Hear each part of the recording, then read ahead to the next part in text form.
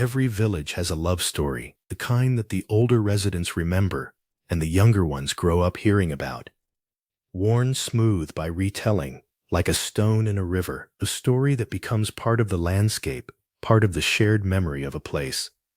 Basil and Grace were that story. For a while, the cobblestone streets of their village seemed made for them. They walked those streets the way young people in love walk streets they have known all their lives, with the particular ease of people who belong somewhere, who are seen and recognized and quietly celebrated by the place that shaped them. Basil was 17, already carrying the early marks of the man he would become. Confident, sharp, the kind of presence that fills a room without effort. People paid attention when Basil spoke. He had always known this about himself. Grace was 16, different in every way that mattered. Where Basil was loud, she was considered. Where he moved through the world expecting it to accommodate him, she moved through it noticing things, the small things, the things other people walked past. She was the kind of person who remembered your birthday and asked follow-up questions and meant it when she asked how you were. Together they were, as the village agreed, a picture of something good. The sunlight caught their intertwined hands on afternoon walks.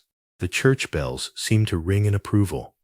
The older women watched them from doorways with the particular satisfaction of people who recognize something true when they see it. Sam watched too, Grace's father, 73 years old now, but younger then. A man of standing in that village, a man whose love for his daughter was the fixed point around which his entire world turned. He watched Basil with the careful eyes of a father who hopes for the best and prepares, quietly, for the possibility of something less. He watched and he waited, and eventually, as fathers who watch and wait often discover, he found out that his instincts had been correct. Grace was still in her final year of secondary school when she told Basil she was pregnant. The room changed immediately. The Basil who had walked those cobblestone streets with her hand in his, the Basil who had been the village's favorite love story, disappeared. What replaced him was something Grace had never seen before and would never entirely forget. His face contorted. His voice came out hard and sharp and completely foreign. He told her to end it, not carefully, not with apology or conflict or the anguish of a young man genuinely torn. Just a demand, clean and cold, as though the child growing inside her was a problem to be solved rather than a life he had participated in creating. Grace looked at him, and something in her went very still. She said no, quietly, without drama, without tears or pleading or the kind of scene Basil might have expected. Just no. A single syllable carrying more weight than anything she had ever said in her life. She would not end this pregnancy. She would not. Basil left. Not temporarily, not reluctantly. He left with the deliberate finality of a young man who has decided that this situation does not belong in his future and has acted accordingly. He avoided Grace in the streets. He removed himself from her story as cleanly as he could manage. The village noticed. Of course the village noticed. Sam found out the way fathers find out, not all at once, but in pieces, each piece worse than the last. His daughter, pregnant. The boy responsible, gone. He sat in his chair, knuckles white on the armrests, and felt the injustice of it move through him like something physical. His daughter had done nothing wrong. His daughter had loved someone honestly and been abandoned for it.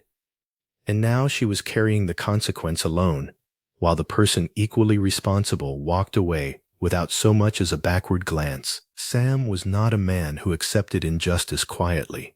He dispatched the village elders, stoic men, experienced in the delicate navigation of community disputes, carrying the weight of tradition and the authority of age. He sent them to Basil's family with the formal, clear message that this matter required acknowledgement. That responsibility could not simply be walked away from.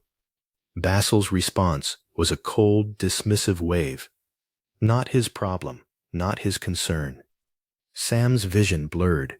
He declared war, not literally, but in the way of proud men who have been publicly disrespected in the place they have spent their entire lives building a name.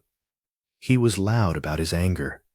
He was vocal about the injustice, and in his loudness, in the daily, visible pain of a father who felt his family's honor had been discarded, he directed some of that pain, unfairly, toward his own daughter, because she was there, because Basil was not. Grace bore it. She bore the pregnancy and her father's anger and the village's whispers and Basil's absence with the quiet, steely endurance of a young woman who has discovered, in the worst possible circumstances, exactly how strong she is. Thomas was 21, a schoolteacher.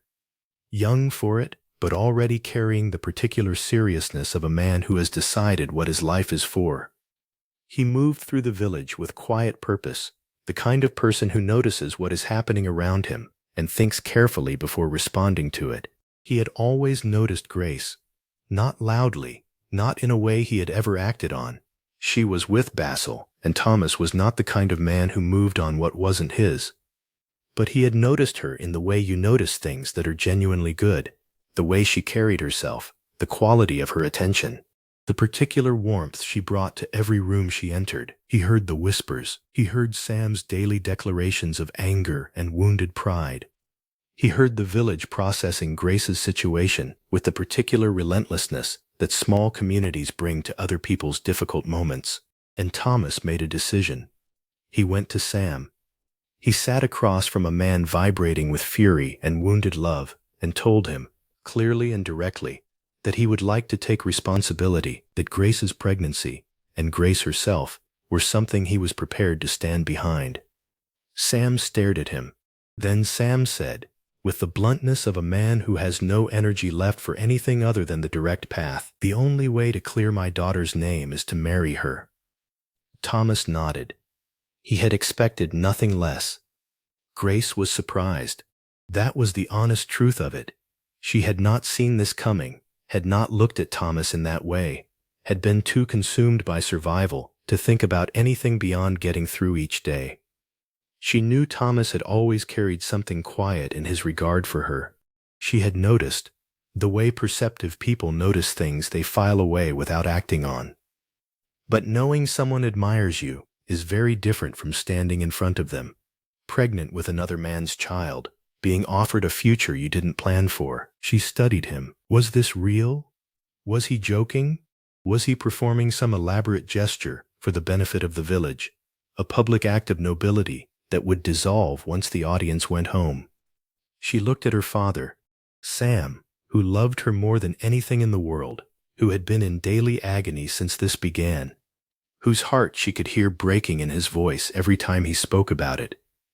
She looked at Thomas, who was not performing anything, who sat there with the steady, unhurried patience of a man who had made up his mind and was simply waiting for her to catch up. She said yes, not with fireworks, not with the electric certainty of the love story she'd had on those cobblestone streets, with something quieter than that, and ultimately more durable. She said yes. Thomas did not do things by half measures. He hired a nanny so that Grace could complete her final year of school without the impossible weight of managing a newborn alone. He paid her tuition without being asked and without making her feel the weight of the debt.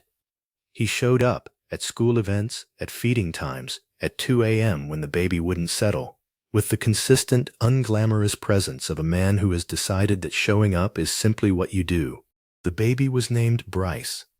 Sam named him, the grandfather's right, claimed with the fierce tenderness of a man who had fought for this child's right to exist in dignity. Sam held that baby and felt something of his anger dissolve into something softer and more permanent.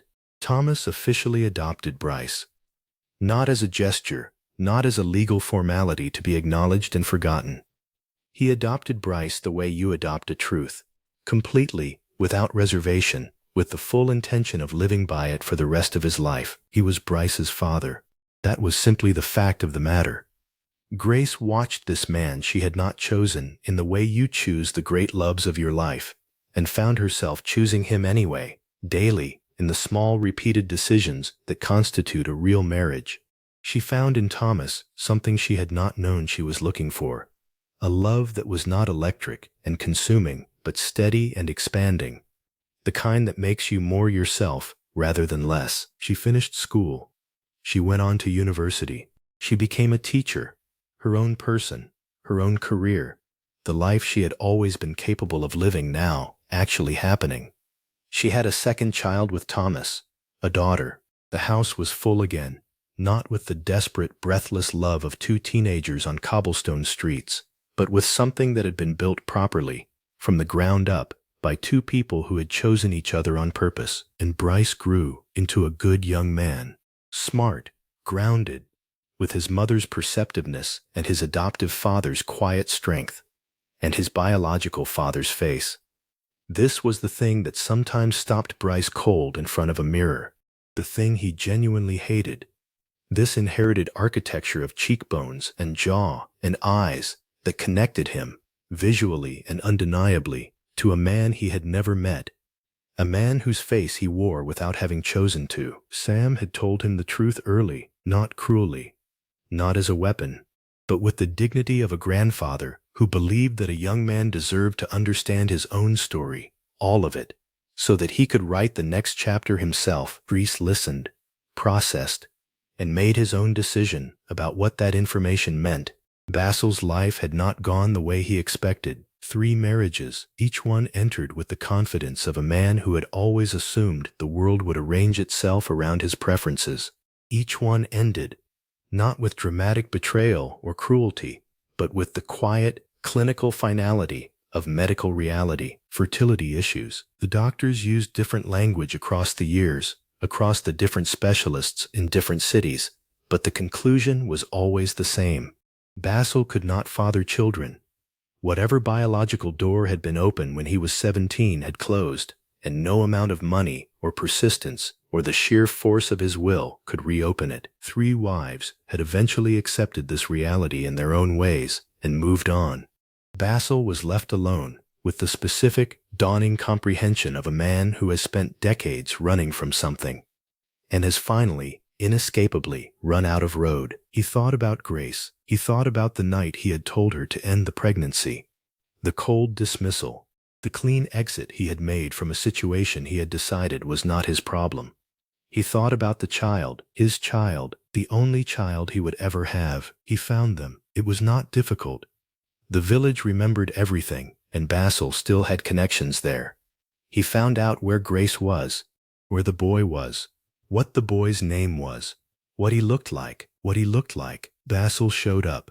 Not quietly, not humbly, not with the careful approach of a man who understands that he is entering a situation that requires him to earn his place rather than demand it.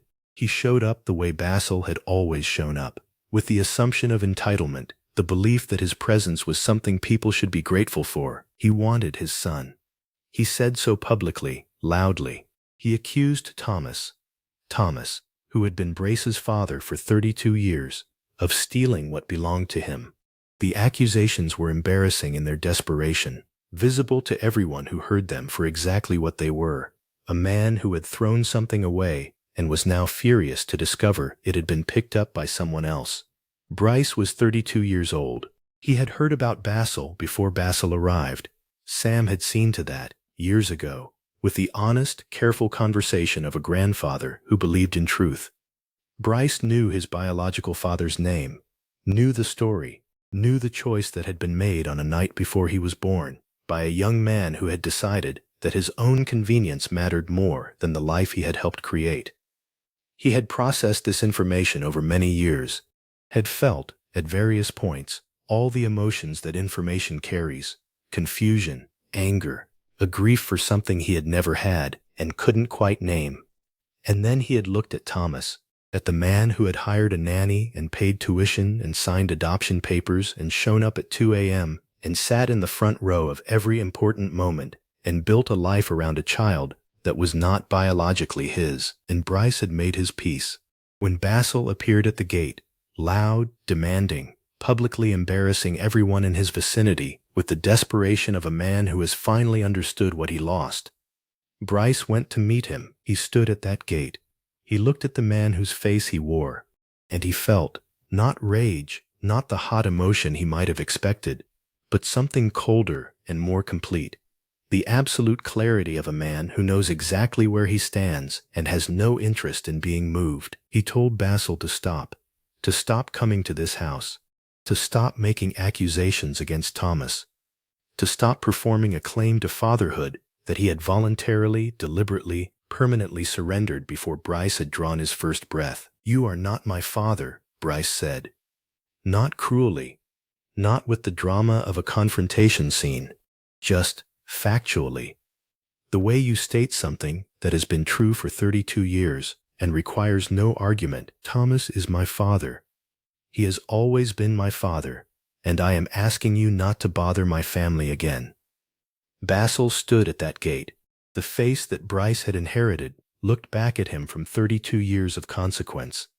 And for perhaps the first time in his life, Basil had nothing to say. Grace wrote a book about teenage pregnancy, about the shame that follows young women who find themselves pregnant and alone, about the village whispers and the father's fury and the boy who walked away, about the unexpected man who walked toward her instead. She wrote it as a teacher who had spent decades watching young people navigate impossible situations and wanted them to know that impossible situations are not the end of the story. They are, sometimes, the beginning of the better one. Thomas read the book before anyone else. He sat in their kitchen with the manuscript in his hands, and he read every word, and when he was done, he put it down and looked at his wife for a long moment. "You should have written it years ago," he said. Grace smiled. Basil is alone now. No wife, no children.